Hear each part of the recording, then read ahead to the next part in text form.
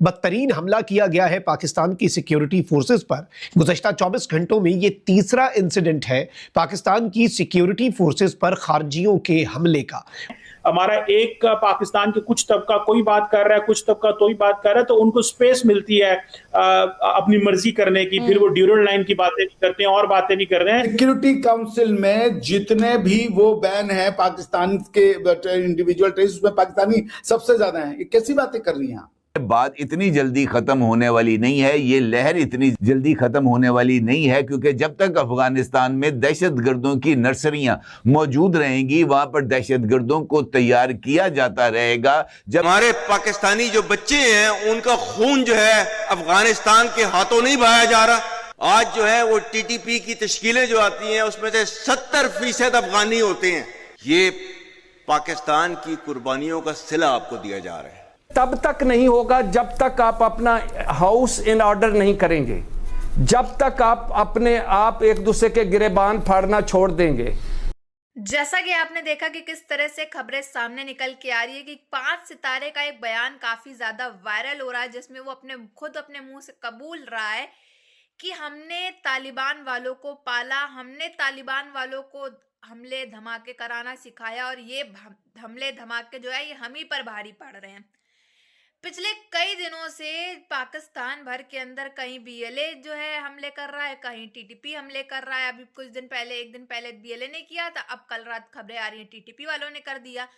तो पाकिस्तान जो है रोस्ट होका जा रहा है किसी ना किसी के द्वारा, और वहां का सो कॉल्ड 5 सितारा यानी कि आसिम मुनीर वो काफी ज्यादा टेंशन में है, क्योंकि आए दिन पाकिस्तान की फौज जो है कम से कम 200-300 के आंकड़े जो है पाकिस्तानी फौज के मारे जा रहे हैं। तो ये देख करके पाकिस्तान का 5 सितारा तो काफी ज्यादा सदमे में है कि हमने जिनको पाला वही हमारे मुंह पे कुल्हाड़ी मार रहे हैं, वही हमारे मुंह पे लाते मार रहे हैं, जूते चला रहे हैं। और इस सब के अंदर जो फिगर्स हैं वो भी तशवीशनाक है कि इन खारजियों के हमलों में पाकिस्तान की अफवाज के जवान और अफसरान जो हैं वो शहीद हो रहे हैं। बड़ा हमने ग्लैमराइज किया हुआ था अफगान तालिबान को, और हमारी लीडरशिप कहा करती थी कि जी गुलामी की जंजीरें तोड़ दी हैं और इज्जतें हमारी, जिल्लतें उनकी। बहुत माजी में हमने लोगों को बड़ा कुछ इसके बारे में बताया। इस साल 2025 में पाकिस्तान में अफ़गानिस्तान की हिमायत से तहरीक तालिबान पाकिस्तान ने पाकिस्तान के ऊपर 600 से ज़ायद हमले किए हैं। ये औसतन रोज़ के 1.5-2 हमले बनते हैं। अब अगर आप पब्लिक परसेप्शन को देखें एंड जनरली आप पाकिस्तान के किसी बड़े शहर में जाकर लोगों से पूछते हैं कि जो मुशर्रफ के आखिरी 2 साल थे उनके मुकाबले में अब दहशतगर्दी पाकिस्तान के अंदर कम हुई है या बढ़ी है, तो शायद आपको आम तासुर यही मिले कि नहीं जी अब पहले से बहुत ज़्यादा कम है। हालांकि ऐसा नहीं है। इस रिपोर्ट से यह साबित होता है कि ऐसा नहीं है। दहशतगर्दी खत्म होगी, मुल्क में इस्तेकाम होगा, सियासी तौर पर आप एक होंगे, एक विजन, एक पॉलिसी होगी, तब ये आगे चीजें बढ़ेंगी। वरना आज तक देख लें कितनी एफर्ट्स हुई हैं, सरमायाकारी डाउन, रियल स्टेट डाउन, कि वो अफगानिस्तान के अंदर दहशतगर्द जमातों की प्रोटेक्शन में वो तालिबान के साथ खड़ा हो गया। दुनिया में कोई मुल्क ऐसा नहीं है इस वक्त जो ये ना कहता हो कि अफगानिस्तान के अंदर दहशतगर्द जमातें हैं।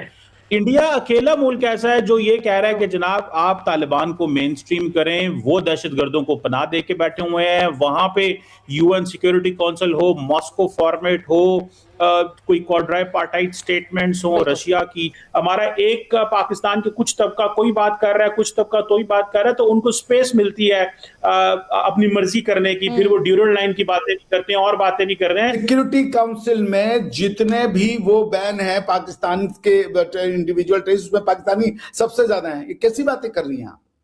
अगर हाफिज सईद को यूएन ने नहीं बैन किया, डाउन इब्राहिम को नहीं बैन किया यूनाइटेड नेशन ने, मसूद अजहर को, यूनाइटेड नेशन की मतलब है 198 कंट्री। अरे दाऊद इब्राहिम तो आपका है, ले जाइए ना, वो भी हमारे मत्थे लगा दिया आपने, उसको भी कहा यहाँ कराची में आप आए, छिपा के आप रखे, खाना पीना आप खिलाएं, आतंकवादी हमारे यहाँ घटना आप करवा करिए। आपका हम तो कह रहे हैं, हमारा आप तो कह रहे हैं एक्स्ट्राडिशन दीजिए। अफगानिस्तान जहां पे कि तालिबान की हुकूमत है, फार राइट हुकूमत है, वो एक एक्सट्रीमिस्ट हुकूमत है।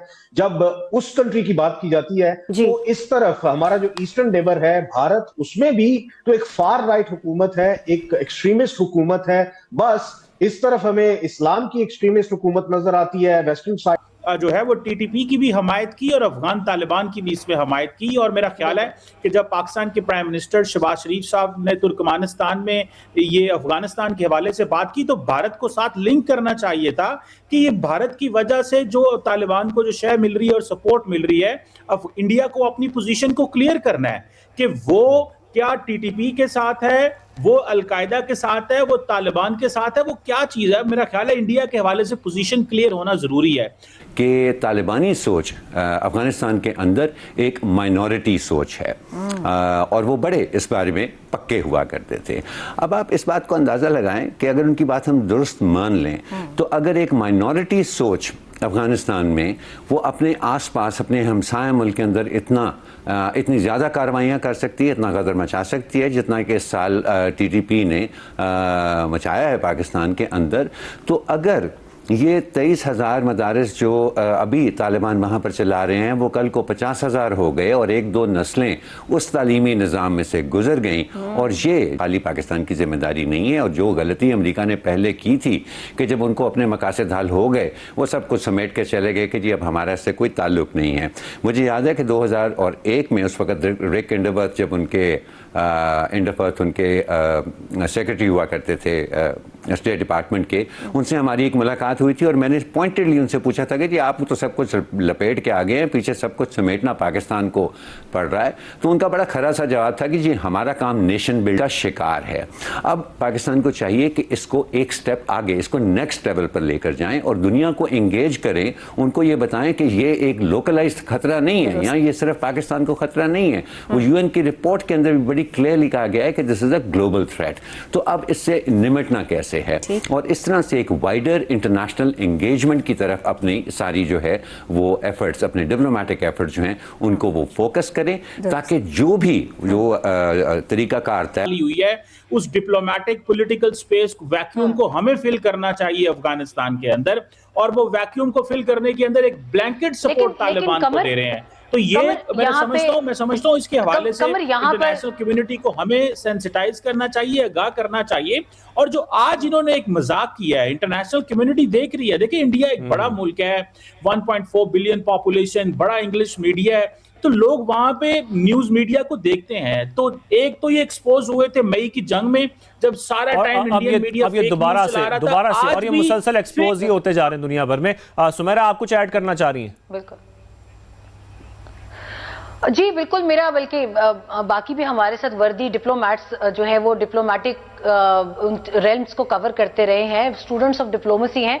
यहाँ पर एक सवाल बनता है, जब 2021 fall of US troops in Afghanistan हुआ, they left Afghanistan, the vacuum was there, उस वक्त तो साथियों जैसा कि आपने देखा कि किस तरह से खबरें आई हैं कि कैसे पाकिस्तान घर के अंदर धमाके, गोली बारूद सब कुछ चल रहा है। करवा कौन रहा है? टीटीपी। करवा कौन रहा है? बीएलए।